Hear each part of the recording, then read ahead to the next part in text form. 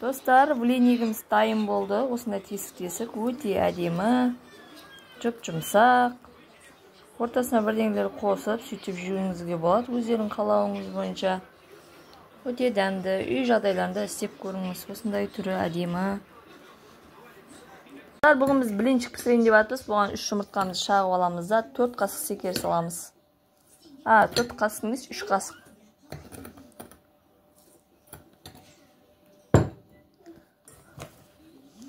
Осындай миксермен жай араластырып аламыз.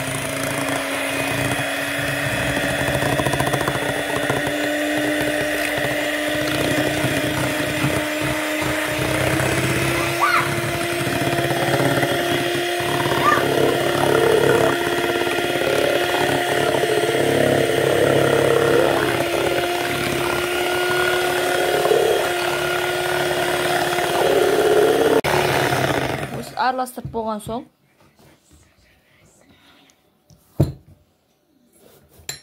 кішкене сүт құйып аламыз. 1 кесе сүт құямыз. Сүт жылы болу керек. Оған кішкене ұн себеміз. Даяқ салсаңызшы. 1 кеседей ұн. Сосын тағы айландырамыз.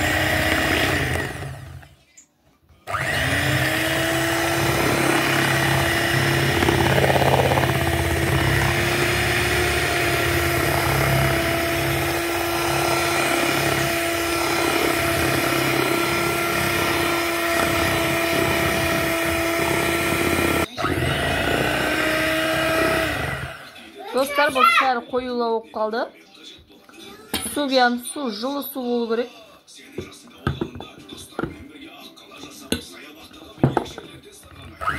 Тағы жақсылап араластырып.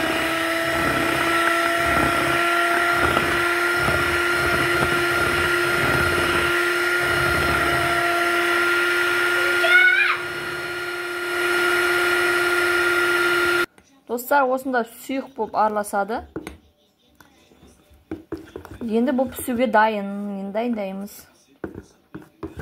Достар, осында май жағып аламыз, сармайды.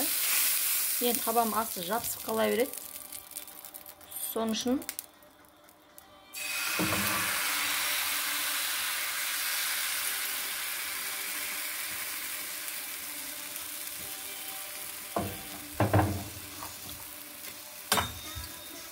осында тесік күшті болып шығады.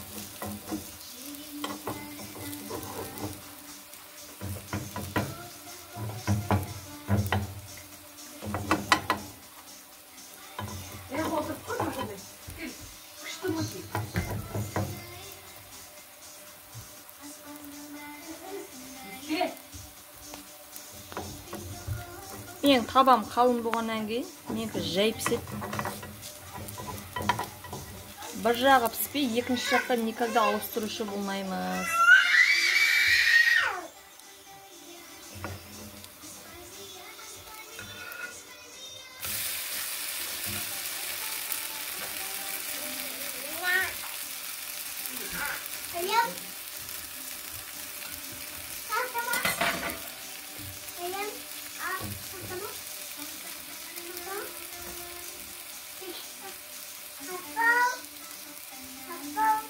Осында тесік әдемі болып шығады. Екінші жағы пісті ме, жай көріп аламыз.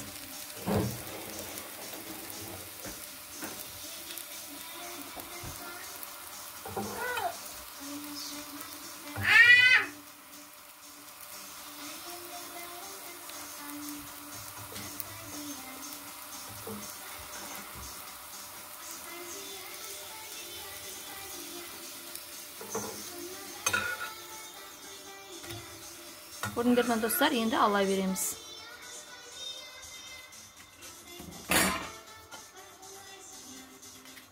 Осылай жұп-жұқа болып шығады. Жұп-жұмсақ.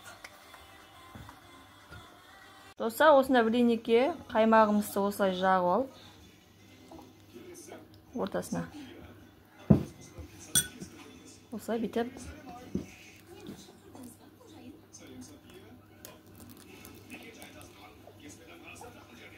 қаймағы шығып жатыр. Осылай жесеңдер болады.